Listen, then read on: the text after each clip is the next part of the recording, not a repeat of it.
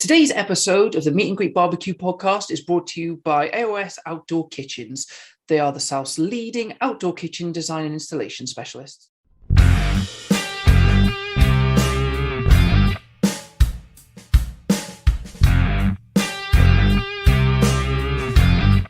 Welcome to another episode of the Meet and Greet Barbecue podcast. Today we're speaking to Ben from Ben's Kitchen, who was a professional chef before moving into barbecuing and starting his own rubs and sauces business. But he'll talk about that in a second. So without much further ado, here's Ben. Welcome, Ben, to the Meet and Greet Barbecue podcast. It's a pleasure to have you on. For anyone that doesn't know, please introduce yourself. Thank you. I'm Ben, owner of Ben's Kitchen. We're a very new company. We make barbecue rubs, oils, marinades, seasonings, everything really, just bits to add flavour at home, make cooking a little bit easier.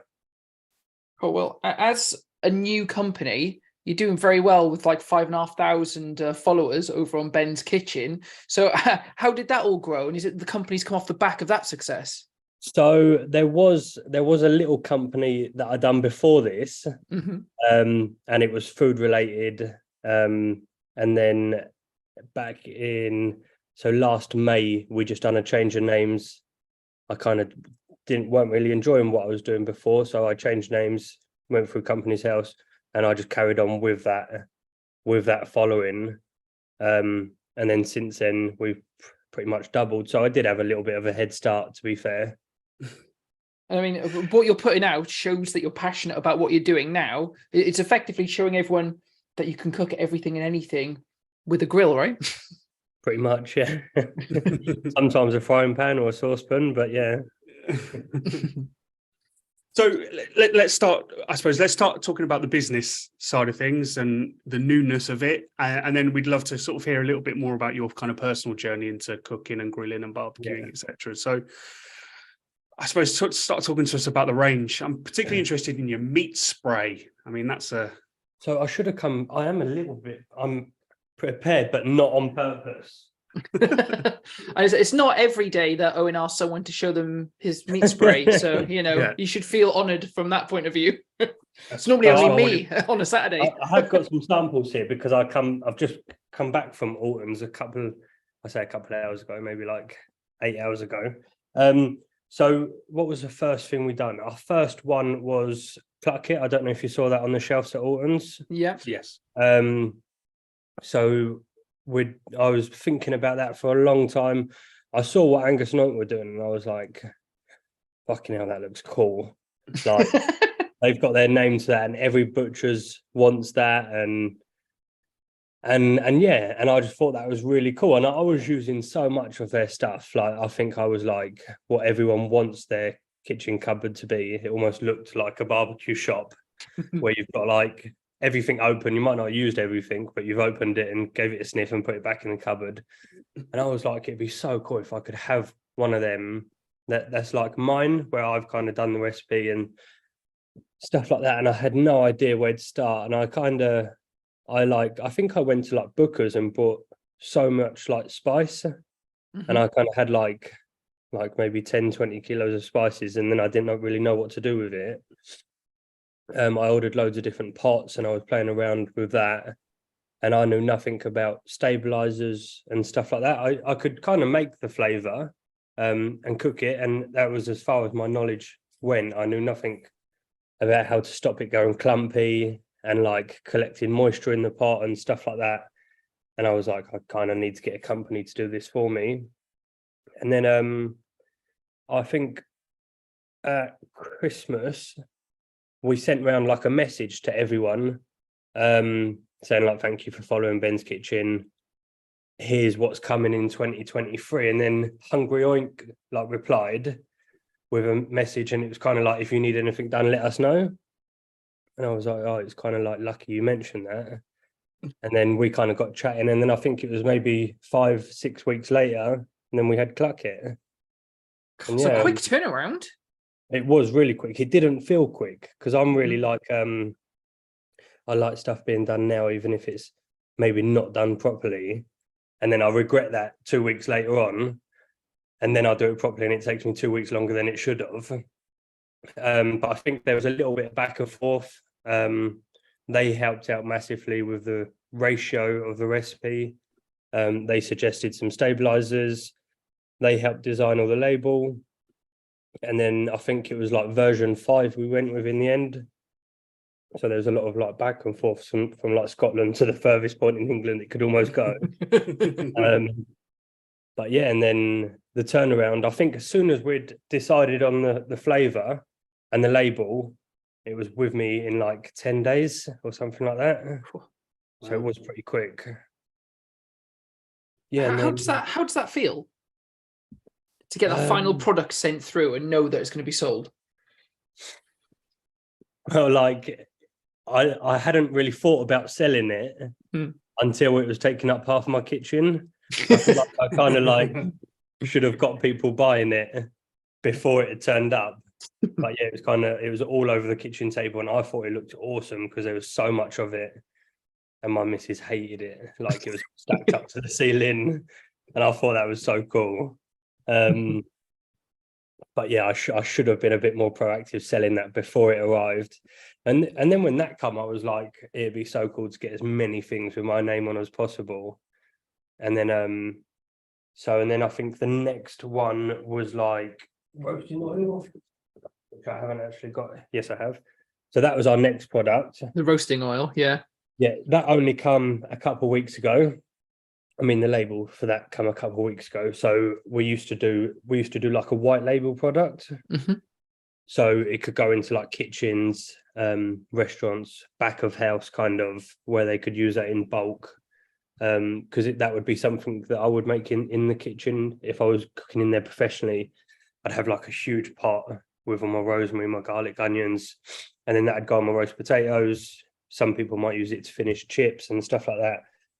And so yeah, that was our next one, and I believe that's our bestseller. Like that's my favorite one. That's like the creme, or that's like what I'm most proud of, I think. Straight after that, maybe like a week after that, we done the wok oil. So that's like, it's a sesame and rapeseed blend infused with chili, garlic, and ginger. That just gives it high temperature. And then I feel like I'm selling this to you guys. So I noticed that you've got a few products now that I suppose have that Asian style, or so there's sort of flavor notes. Was that what you set out to do? Was that just it just totally happened in that way? Unintentional. Because I was using the cluck kit, and I was like, I want to try and do this in stir fries, but I want like an oil for it. So I just made that, and I was like, yeah, I'm gonna pot that and sell it. And now I've got like boxes of it everywhere in the kitchen. And then I was like, I want to come away from the wok, come away from the kitchen, standing at a stove, and I want to try and implement that cluck kit on the barbecue, on the smoke, whether it be on a smoker, over charcoal, or anything like that. And then the third product, or the fourth product, was the Asian glaze. So that's like a sticky, sweet, kind of chili soya glaze. That's for like finishing like ribs and wings and stuff like that. And then they became like a trio. So if a company would buy them to sell, they'll buy all three of them together, which is quite cool. I suppose at Christmas we can do like some sort of sets with them. Yeah. And then I thought, what else can I do with the smoker that I use myself? I think while I was thinking that, one hand was on YouTube, and the other hand I had a spray gun spraying pulled pork. I was worried where you were going then, so I'm glad that's where it was. And I thought, yeah, like I'll pot this, see if it's got any interest. And then it started to get out there, and then I thought, so I'll get like a proper label done for it, and that went. And then it's all I kind of like, I have a lot of people, like if I've cooked for people and they're like, you should sell this. And it's one thing like people saying that, but it's nice to see like that vision become something. Yeah. This weekend, today, we kind of launched the salt and pepper grinders. Nice.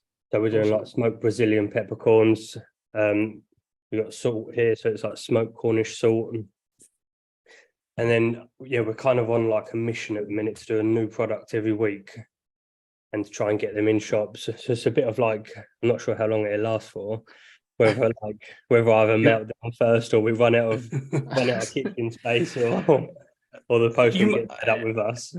I mean, that's incredibly ambitious to think of a new product to every week. And so how are you going through that process at the minute, from going, I'm going to do a new idea and a new product, to how many times you have to get the recipes right? And I mean, what's going through your mind right now? So I've got a big recipe book so I worked in a smokehouse before, and I kind of written down a lot of recipes, and it wasn't just like how to make pulled pork. It would kind of be with like the base rub that I'd use, what I was using to spray that pulled pork, whether it be like a Dr. Pepper based spray, which I liked, and I kind of want to sell stuff that I like. Not everyone has to like them. I only need 10% of the barbecue community to like them. And that's kind of how it like started. And with the vision of like a product a week, it's a little bit mad, but it's like I might be looking at bottles on the website where I buy the bottles from, and then I'll accidentally order 1,000 and then have to fill them with something.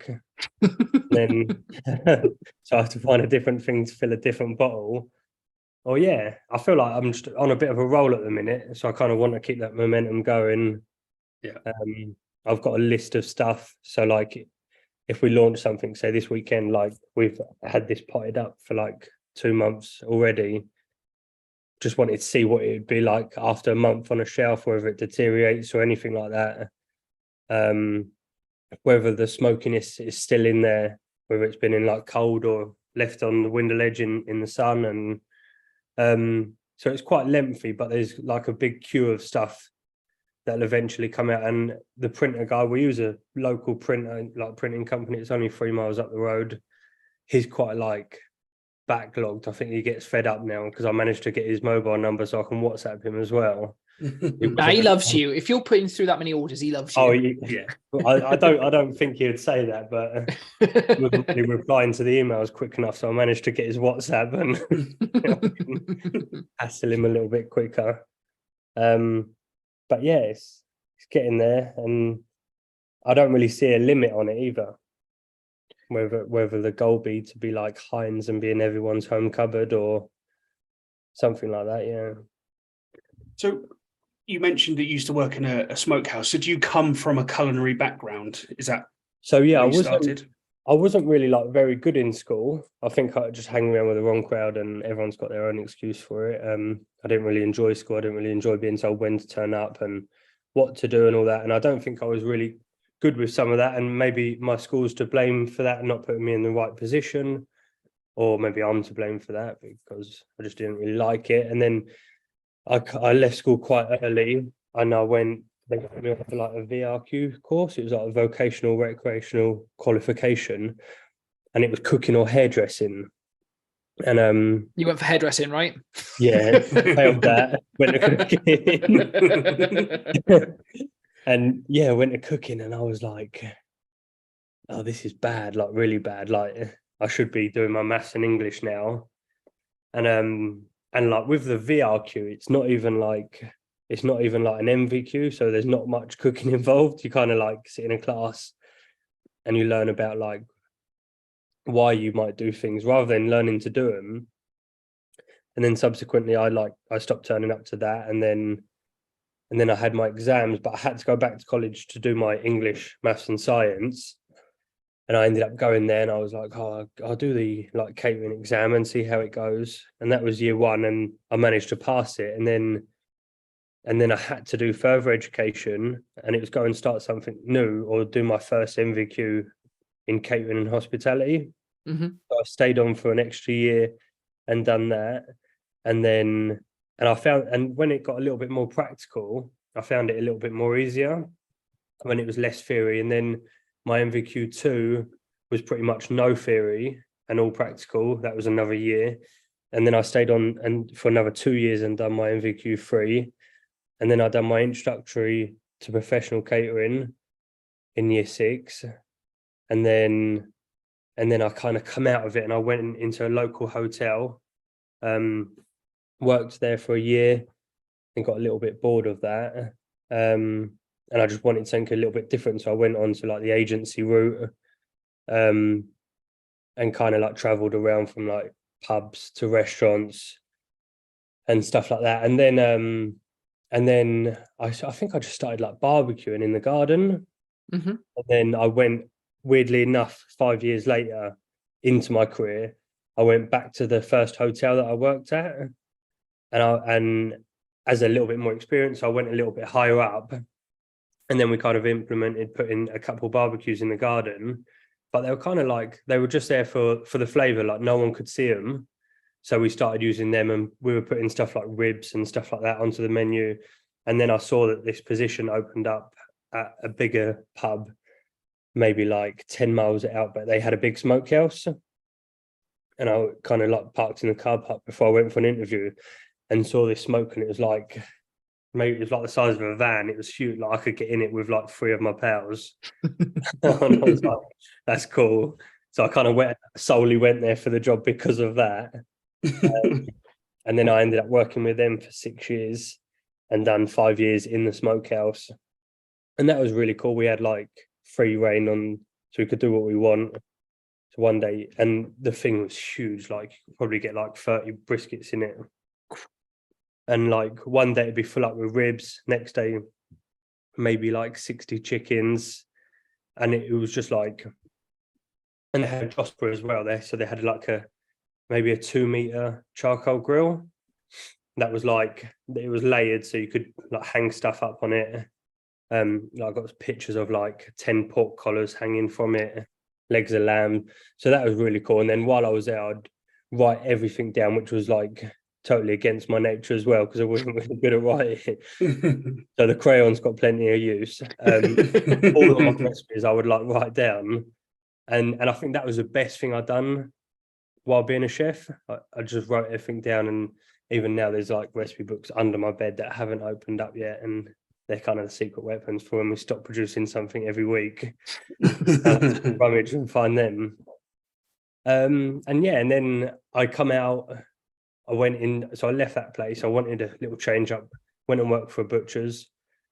While I was there, they wanted to start a production kitchen, so I helped them start that up, built that from the bottom up. And then yeah, I just wanted to do my own thing after that. I felt like I'd kind of done everything. So I left there and I'd done a couple like private parties and private dining experiences with barbecues, and I'd take my smoker to their house and stuff like that. And everyone used to say like, you should, like, how do you do it? I was like, I don't really I don't know, like the Traeger does it all for me. I tell him what I'm doing and put the food in it. But then they would notice I'd bring these like bottles with me that might have marinades in and stuff like that. And they was like, will you sell them? And I was like, I think so. Like you can buy these from £3 when I'm done with it. And they was like, no, like if you make that oil, I'll buy it. And then I started doing a couple like that, selling them. And I was like, maybe I should give it a go. And I regret it ever since. So as a professionally trained chef, effectively, that's what you've been through. What drew you to the barbecue? What were those flavors offering that you weren't getting elsewhere? I think with a lot of, I think number one, the chef world is very toxic. Every chef's better than every chef. Every chef's the best. If you have a professional kitchen, you have to have the best oven, you have to have the best knives, you have to be buying in like Wagyu or the best ingredients. You have to be using like Italian white summer truffles and stuff like that. And then when you see the barbecue community and they're like, oh, like, look what I cooked for £4.90, like, and they're like, and then someone else might be like, oh, look, like I'm cooking this on a homemade barbecue. And I think that's and everyone's like, oh, that's awesome, nice cook. And it's so like, it's such a positive community. And like everyone will big up everyone will share other people's stuff, and there's none of that like in like the chef world. And I do think it's quite a toxic place. No, other people don't want to see other people do well in it, whereas you know, like even when I was just starting out in the barbecue world, and you might get someone from like Scotland to share your stuff, and you've never ever spoken to them before, but they're doing you a favor by like helping increase your reach and stuff like that. And then, as in like the food, there's no strict way of doing barbecue. If say for instance I was making like a cheese sauce in a professional kitchen and I didn't do it with a roux base to start with, I didn't heat my milk and stuff like that, there'd be a chef that would comment on that, on how I was doing that. There's like a million ways to make pulled pork. It doesn't matter how you do it. It doesn't matter if you wrap it or you wrap it in tinfoil or paper or parchment. There is no wrong or right way to do it. It's just your way. There's a million ways to do a brisket and ribs and wings, and I kind of like, I enjoy that. You don't have to follow by a 1920s recipe book that was written in like a French calf. You just like make your own book, and you make your own mistakes, and you learn from them, and that's what I enjoy about it.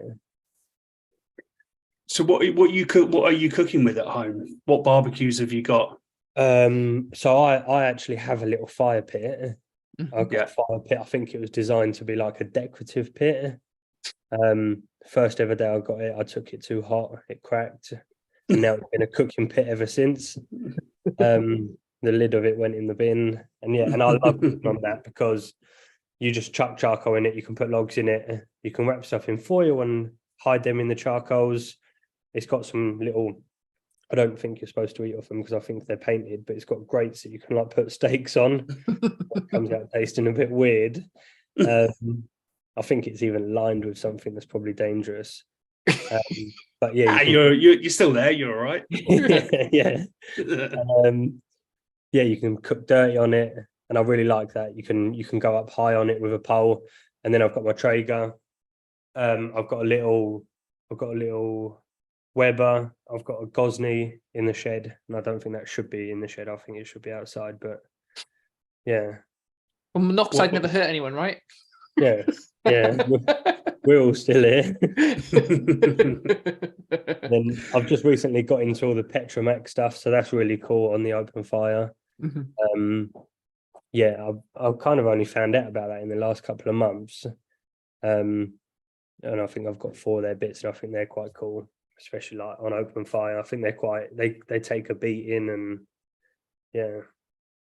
But weirdly, I got one. Pan. I got their loaf pan. Oh yeah, all right. And I don't think I will ever use it. At the time, it just looks cool, and I kind of regret getting it.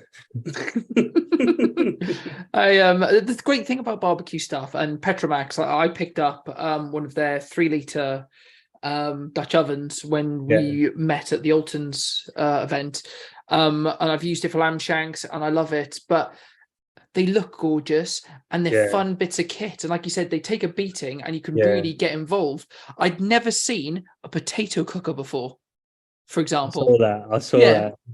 Yeah.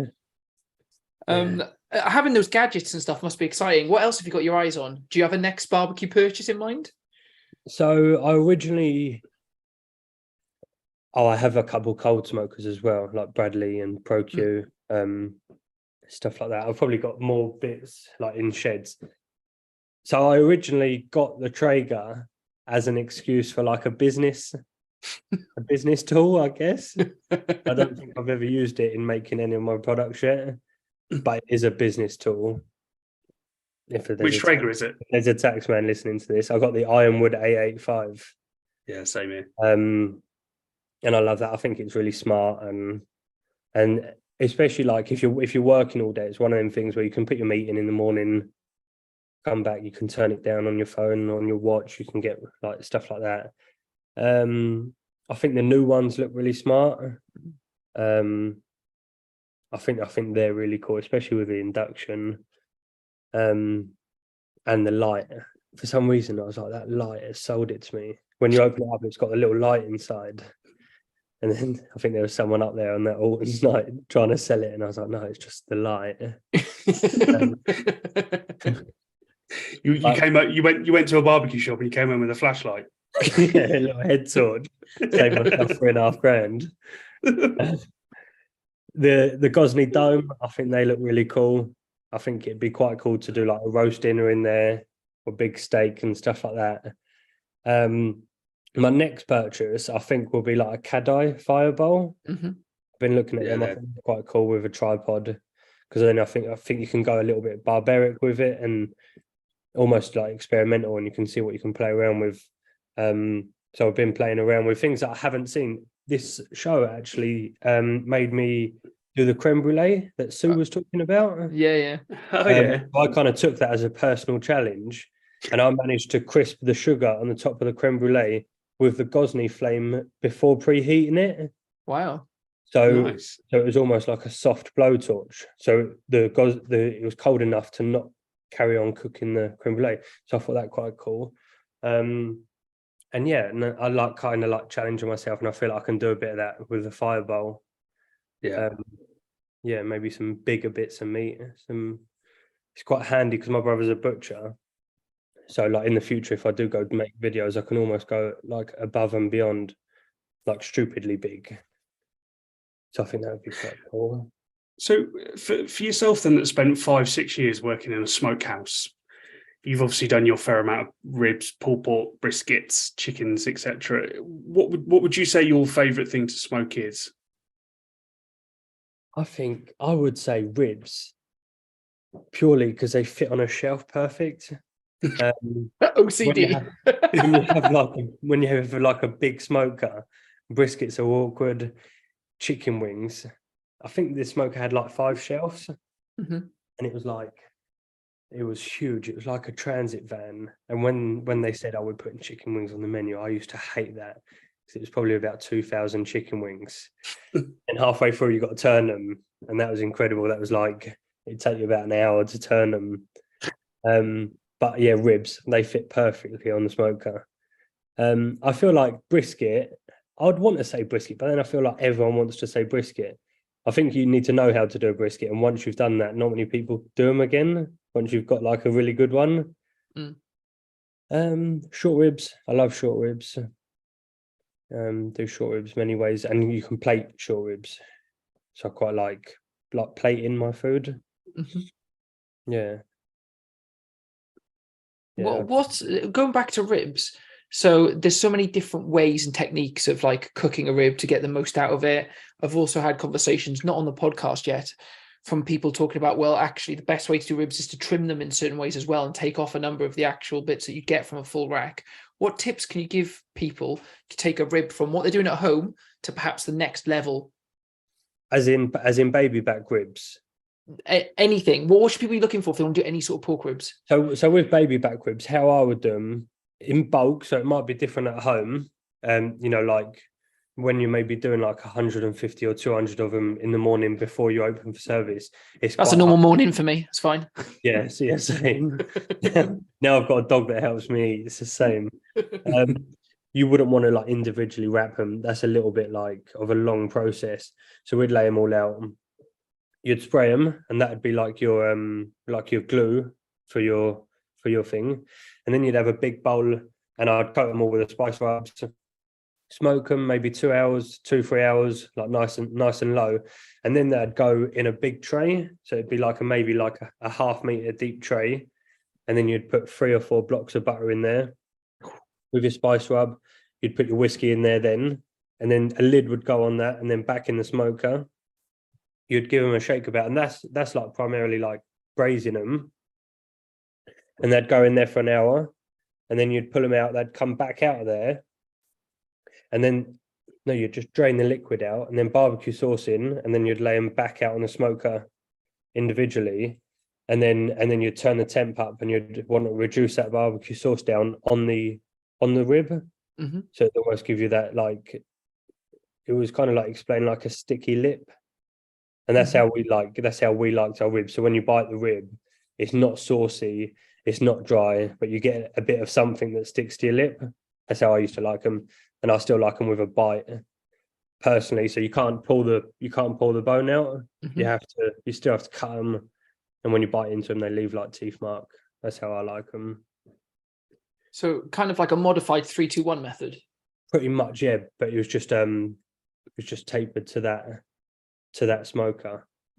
it was really hard to get the temperature on the smoker because it was gas fed, but the gas would feed a big like blowtorch flame. And then in front of that, you had a big fire basket, which was probably about 1/2 meter by 1/2 meter, where you'd stack your logs in. So you could never get your temperature perfect, which is why we always followed by like we cook to temp rather than cook to time. So like one morning the ribs might go in for 3 hours, and the next morning they might go in for 2. Yeah. So if you've been looking or thinking about an outdoor kitchen, then look no further than AOS Outdoor Kitchens. They are the South's leading outdoor kitchen design and installation specialists. Their extensive showroom is based just outside Bournemouth on the Dorset-Hampshire border, and as well as numerous in-store displays, also features a live outdoor kitchen where they cook every week on Kamado grills, pizza ovens, and all filmed and shown on YouTube. They offer a wealth of knowledge on how to transform your patio into the most incredible outdoor dining area with styles and options to suit every budget, and you can guarantee they will be able to create something perfectly suited to you and your home. They stock and supply everything that you're going to need for outdoor cooking, including barbecues, Kamado ovens, pizza ovens, outdoor fridges, and every accessory that you would need to become the ultimate outdoor chef. So if you want to make yourself the envy of your friends and neighbours, get in touch with them today to arrange a consultation and take the first step in transforming your back garden into the most incredible entertainment space. Visit aoskitchens.co.uk. Did you have a preference in terms of what wood you would use for smoking? So we would try the place I was at then, maybe more so like the last year or the last 2 years I was there. There was like some change of hands, not big, but we was trying to get as much as we could from the garden. So we would make our own. I'd make my own vinegar, like apple cider vinegar. We had apple trees in the garden. We'd collect the apples up in the winter, and then we'd use that. That's me going off subject, but applewood sometimes, or oak, like local apple, local oak, local cherry, whatever we could get that was close to us, really. And do you have a preference at home in what kind of flavour would you go for? I prefer oak. It's nice and strong. So when you're using flavors like the peppercorns, that was a really hard one to get a smoky flavor on something that is so strong. And as soon as someone grinds that, all it's going to smell like is pepper. Really, I wanted something a little bit stronger. Sometimes I'll go with hickory. I think that's kind of classic.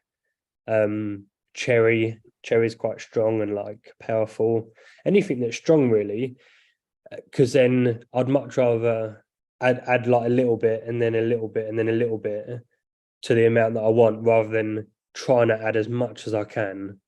Like you can always add a little bit, but you can't take it out. So as you know, you've obviously listened, and it's fantastic that you did the creme brulee we discussed with Sue. You know that we like to talk about barbecue fails. You've spent a long time professionally and at home cooking barbecue, so we'd love to hear some of the things that haven't gone so well for you, Ben. So I've got 2. One was at that barbecue place. A lot of the evenings I was there on my own in the smokehouse, and then like literally like there was like an emergency door with a glass panel, and then on the other side of that there was a full kitchen for the other side of the pub. And that maybe had like 8 chefs in it. And smokehouse would maybe close 2 hours before their kitchen. So I'd clean down. I'd take as long as I could to avoid me going in to help them guys. And I remember one time I was making pizzas. They'd come through and I'd be like, I'm making up a new spice rub. But I was making pizzas for my dinner. And the only ovens were in the main kitchen. So I had to do it in the smoker. I had no trays or nothing like that. And I was like, I'd get the smoker as hot as I could. And I was like young, I was naive, and I put this pizza in there, closed it, set a timer, went back about 8 minutes later, opened up the smoke, and it all melted through. Like everything, the pizza had gone, just like gone. And I was like, oh. And then my other story, so I think it was like the Jubilee. So it was last June or July, I was doing a private event And I think there was maybe 60 people there. I had my partner helping me, and she was like, "Will it be easy?" And I was like, "Yeah, it'll all be smooth. It's all like, done it loads of times." And Famous last words. we were supposed to be serving in about 2 hours. The Traeger had been on for 3 hours, and so I just turned up, put the Traeger on, and then I was like the other side of the garden, setting up like tables and bringing out like cheese and chutneys and stuff like that. And after about an hour and a half, went at the Traeger and someone had unplugged it straight away. So it hadn't been, the auger wasn't even full. And I was like, oh no, I was supposed to be serving food in about half an hour. Oh God. Yeah. How do you save that sort of situation? Yeah, how do you save that? So I think I kind of blagged to like a reverse sear, but it was a total opposite of a reverse sear. So I was doing lamb racks. And I was intending to smoke them, bring them up to like 48 degrees and then finish them on the Weber next to it. But instead I seared them on the Weber next to it and then finished them on the Traeger when it had come up to heat. Just a lick of smoke. Yeah. But yeah, that was hard. And I ended up doing everything like hot and fast and then just resting it low and slow. Were they happy? Did it taste good? Yeah, loved it. There you go. Yeah. So is your partner going to help you again? You've told her it was easy, and then you had a massive hold up. Like I think I'm quite good at like hiding stuff like that. Maybe like because when you're in the kitchen and you're doing like lots of things all day, everything will always go wrong. Or not everything, hopefully, but something will always go wrong, and you just kind of get used to it. Like oh, like it's okay. I just deal with it like every day. And I think for her, she was like, "Oh, the day's ruined." I was like, "Oh, just deal with it. Like, and still serve good food. It might not be like what you intended to do, but we can still make it really good. And the end customer will be happy. They don't need to know that it's not going like perfect. You're running around the garden with an extension lead, and like, but yeah, I think you just deal with it and you learn from it." I suppose running around in the garden with an extension lead is better than an extinguisher. So yeah. I had a barbecue fail last week. I've not told Owen about, which I think he'll find hilarious. So probably won't. Yeah, I don't know. You'll enjoy this. So we my wife is half Dutch. Her mum's Dutch, and so we had some Dutch family over last weekend. So they were going out for a meal, but before that, Steph had baked them a load of stuff. And she'd left out on the side a little pot, like not even a pot, like a small kind of bowl with like white granulated stuff in it. And she'd been telling me that they'd run out of sugar. So she was having to be careful and balancing different stuff. So I was like, okay, cool. So there's a pot of salt there. So she'd gone out and I thought, I'm just going to quickly just do myself a steak. So rub and stuff, get this granulated stuff, sprinkled all of that over the top, got some pepper, ground it, left it for a bit for like this kind of mini dry brine for like an hour. And then I was like, right, stick that on, cook it. And as it was going, that smells really weird. Flip it. That's really dark for the amount of time. Took it off, rest it, sugar. I seasoned my steak for a dry brine with just pure sugar and pepper. Did it taste nice? It was weird, is how I'd put it. After a previous episode of speaking to, I think it was Jürgen from Culinary Demons, he talked about like maple syrup works well and stuff. So I'd done a maple syrup steak before. So it was kind of a crappier version than that. And also a weird kind of burn because like sugar acts very differently from salt, of course, as well. So a hard crust after I'd let it rest and it kind of solid up. Don't do that, kids. I mean, it's funny if you want to play a trick on someone or something, but not good for yourself, you know.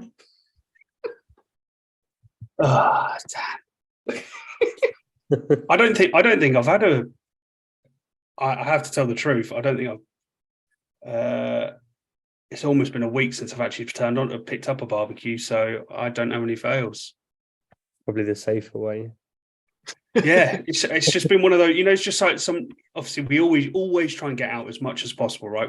That's why we do the things that we do, and we love barbecue. But it's just been one of those weeks where just stuff's been happening that I just haven't managed to get out. And also the weather's been crap. Yeah, the weather has been crap. I've tried to give my Traeger a break for the last week. I don't know if you was following the Alton's Restaurant Roulette. Mm-hmm. Yeah. Was it semi-finals you got through to? Yeah, semi-final. Yeah. So I think the Traeger was quite relieved that it got like a week off. The last week was quite heavy on it. I think my butcher was quite happy because I was hassling him quite a bit on WhatsApp, and but yeah. So I'm glad to have a week off cooking, the weekend off. It was still hard because I was like, I wanted to go all the way, but I was still happy with where I got to. To talk our listeners through it. So explain exactly what Restaurant Roulette is and what you did. So you kind of they take you on a live, and then they spin a wheel. So you'd be like paired up with someone. Have we copyrighted this? Have we copyrighted this? Because it feels similar to a bit of barbecue bingo. But go on. They spin a wheel, and then like similar to barbecue bingo, they tell you what to cook, and then, and then you go like head to head with someone. And yeah, I managed to make it. I think there was 32 of us or something like that. Managed to make it in the final four. I was quite happy with that. So what things have you been cooking? Yeah. So the first one was Valentine's Day. I done, oh God, what did I do? So I done like Parmesan upside down potatoes. It's where you get like a baking tray and fill that tray up with garlic butter and Parmesan. And then you put potatoes facing, they're like cut in half facing down on it, and then smoke them. And when you like take them off, all the Parmesan's like caramelized onto them. I made a beef Wellington. I made a chocolate brownie. Nice. There's some other bits in that one. And then next, I don't really know what I had next. One week I had Wagamama's. I think that might have been that. So I made like smoked brisket, shredded that, made some sushi. I made chicken spring onion gyoza.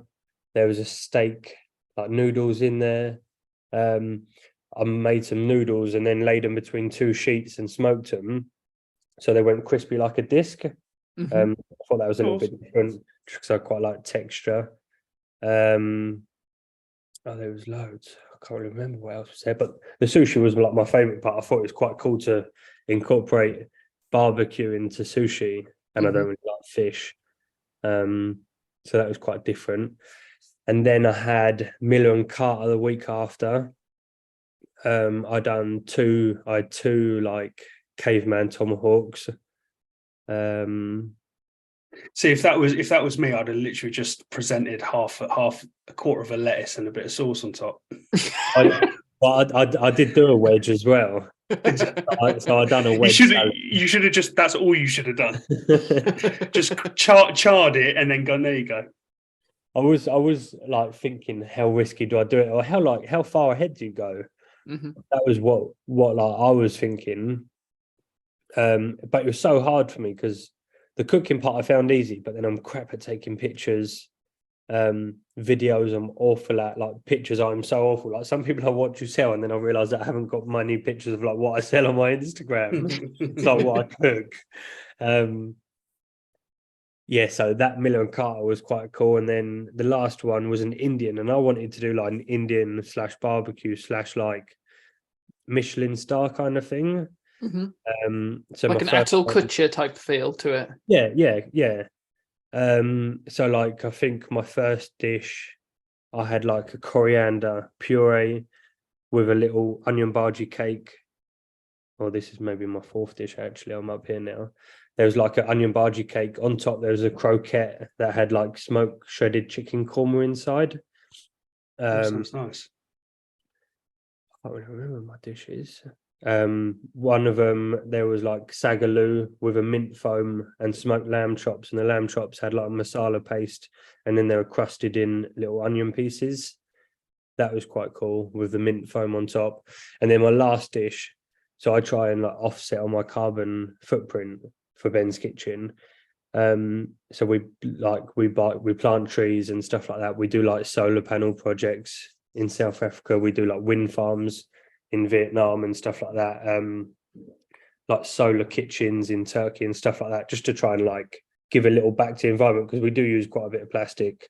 We do print on plastic and stuff like that. Yeah. But then my argument with that is we're carbon negative. We're like carbon negative, so we give something back. So my kind of final plate in the Indian, I done like a curry inspired edible forest as a dessert.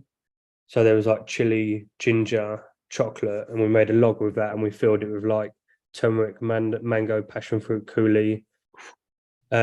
We made some chocolate chili sponge, and that was like the chocolate soil. There was a coriander shortbread that was blended down to make moss. There was some almond and marzipan mushrooms in there. There was red amaranth, which is like an edible herb, and it just tastes like mud. It's not really nice, but so we kind of put that on the edible, like the edible forest as well. There was some glazed mint in there. So that was kind of like a deforestation as a pudding, but it was curry based. So that was quite cool. Was that your semi-final? Yeah. What the hell beat you? Oh, Put together an edible forest. Literally, Jay gave us like 15 minutes because I think there was connection issues. And I had mine laid out. I had the crayons out because I even wrote a little script, what I was going to say and everything. And then he was like, you got to make a video in 15 minutes and it can't be longer than a minute long. And I'd done my minute. I like worked my way through it, filming it. After stuttering about 20 times, I redone it and I had like 1 minute left to do it. I cut the croquette, got it on video. I smashed a log so that all the coulis could fall out. Click pause. Looked at it and it was like 1 minute 45 seconds. And I was like, fuck. So like edit out so much so it'd send over on Instagram. But yeah, it took so long. I done like a Mumbai martini and everything. Oh wow. A lot. That sounds amazing. And I just want to circle back to that message then around the business. So talk to us more about, so you're offsetting your being carbon neutral. So like we try and do like everything we can. Like we ship out a lot of our orders in weird boxes. Like you get an Amazon box that will probably have my address on there that I shouldn't really do, but we reuse stuff like that. Yeah. And then so every ton of CO2 that we use, we will try and offset a 1.2 of a ton. So we're kind of giving something back, because we use a plastic, we print with glue and stuff like that. And I personally don't ever think there's a world where we won't use plastic, but that's just me personally. But maybe we can carry on using that plastic, but then give something back to the world. So we work with projects that might use solar cookers. So rather than using ovens in like third world countries, they can then use the sun to cook their dinners, to boil their water, to make it safe for drinking. Like we're doing that in Turkey at the minute. We are doing the solar panels are in Vietnam. So we put towards solar panels in Vietnam. And we have got a South African project. And then we have like our virtual forest as well. So that'll be on our website when it comes out. So that every 100 bottles we sell, we're planting a little bunch of trees. We're trying to plant them in Kent as well. It might make us better after cooking on that little pot we got outside. Having some more like fresh trees in Kent, and then we're planting them around like Vietnam, Turkey, and places like that. It's brilliant. Yeah, fantastic. Because as well, it's something that you don't necessarily have to do, which is a fantastic fact that you're going out of the way to do it, and more companies where they can should be doing it. I suppose it's the right thing. It's the right thing to do, though, isn't it? That's the point. Yeah. And whether it's personal or not, I'm trying to bring a little girl up, and I'm sure eventually she'll like try and bring a kid up, and I think when you kind of grow up like that, you kind of want, like, it won't affect me at all planting the trees or planting the solar panels and stuff like that, but then you've got to think about the younger generation, and hopefully they will take Ben's Kitchen with them, and just make it a better company. And I feel like a better company, that sounds like I'm slagging off Ben's Kitchen. they will take that with them and progress with it. And I kind of feel like it's such a better thing to do when you're in your first year or two, because otherwise, before you know it, you're 10 years in. Mhm. You've got maybe like 1,000 ton of CO2 to offset, and then you're looking at like a 40 or 50,000 pound bill, and that's just why it don't get done now with companies. They might say that they're carbon neutral, they're working towards net zero, and a company that's working towards net zero, some of these big companies, they like assume that they will reach that by 2070, and what good is that? In my opinion, Yeah. you might as well start it from day dot, and then the price of offsetting it will only grow with your company. Yeah, it's also built Yeah. into the foundations of the company. So as Yeah. you upscale, it's already there. It's not Yeah. something that retrospectively you're thinking, Christ, that one machine there is X amount of tons, and it's also Yeah. using more to produce, Yeah. whereas everything Yeah. you do is included. Yeah, but and it's a lot easier that way, and it sets us out, makes us a little bit different. Like Mhm. so we were just in talks with that Taste of Kent Awards, and it wasn't until like you list what you're doing that you're like, bloody hell, I'm doing more for the environment than I'm making money from selling oil. Like, yeah, the only thing I haven't tried offsetting is the smoke that the Traeger produces. I've just kept that between me and the Traeger. Set up a little water wheel above it, and the smoke can go up and power that. Let's circle back to the ingredients. Obviously, you've just had a fantastic run on the roulette Restaurant Roulette. competition. Yeah. Yes, thank you. You could tell I've forgotten what the first bit was. I think everyone will be able to tell, to be fair. Yeah, that's all good. I was listening, Ben, promise. Right, let's talk about Barbecue Bingo, the OG. Barbecue Bingo is brought to you by Lumberjack Food Company, your ticket to Flavortown. Okay, so hopefully you can see the screen. Yeah. Brilliant. So a load of different ingredients on there. My signature dish, which is your signature dish. What would that be if it lands on that?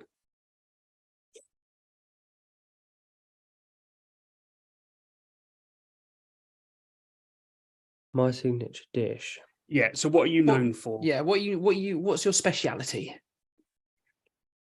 I don't really know. I'll probably something fancy. Steak. Yeah. Yeah. Steak. I feel like I cook that too much.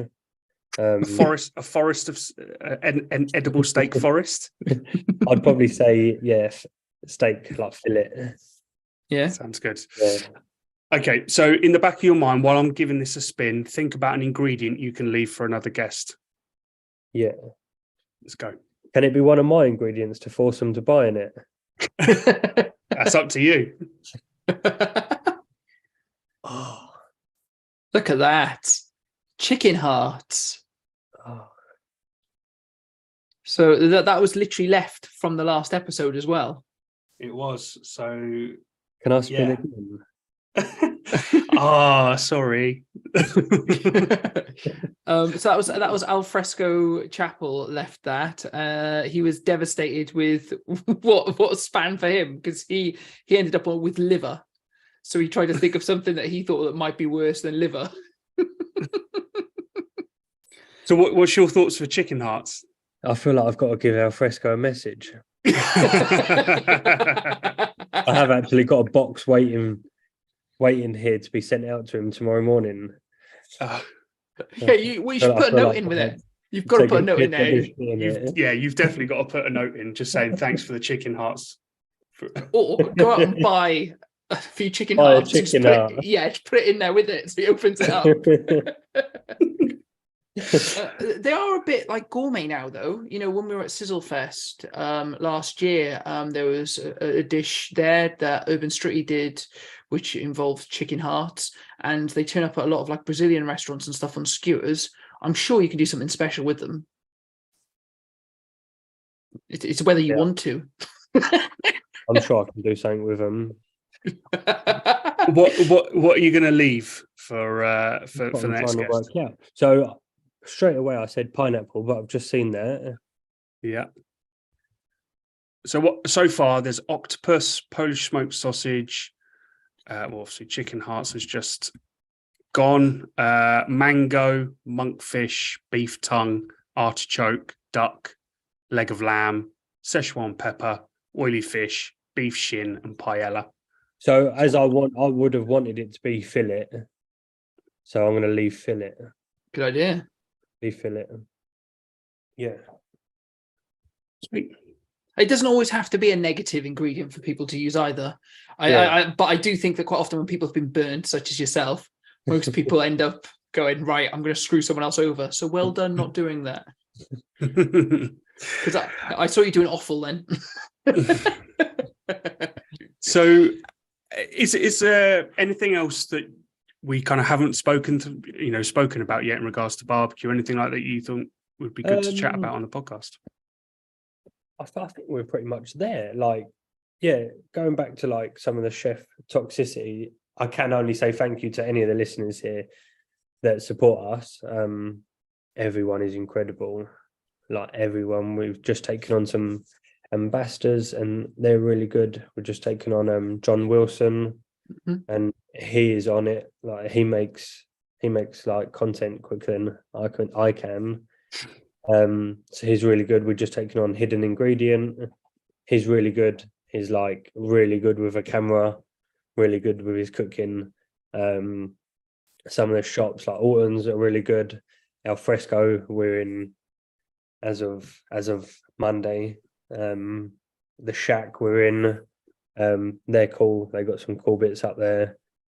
And yeah, like obviously we're in like the cooking side of it as well. I can't leave that out, but as the barbecue community, it's awesome. Everything's awesome. Like we've got a good butchers behind us. We've got Haywood's butchers behind us. They're really good. Like anything I ask for, they kind of get it. But yeah, the whole thing, it just comes together like a puzzle. Yeah, just thank you to everyone that supports us. Well, it's been fantastic to have you on the podcast. You mentioned about a website coming along. Please tell people where, obviously you've told people where they can find them in stores, but what about your socials and things? At the minute, socials, we do Facebook, but I don't really go onto Facebook. I think when I post on Instagram, it automatically goes onto Facebook. But mostly we're on Instagram. There will be a website in about a month. I think I've got about 5 emails from him asking for pictures and stuff like that. So I will get on there eventually. I need to sort that out. So what by the time this comes out, it's going to be probably late May, early June. So hopefully the website should be live. So if you want to tell people what it is. I haven't even got a domain yet. Well, Instagram's Ben's_kitchen, right? Yeah, that's it. Yeah, Ben's Kitchen 22. Go. Well, it's one of them. They'll go find you. Yeah.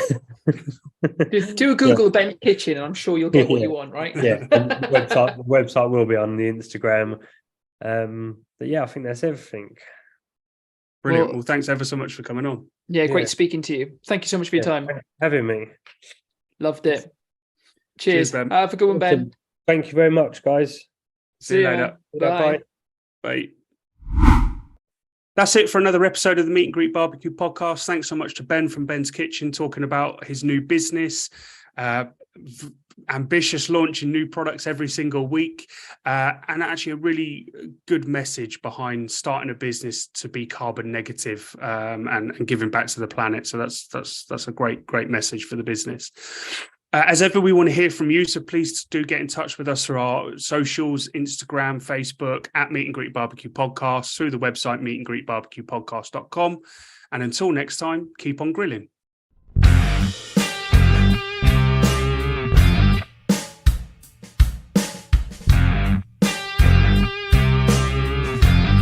Today's episode is brought to you by AOS Kitchens, the South's leading outdoor kitchen design and installation specialists.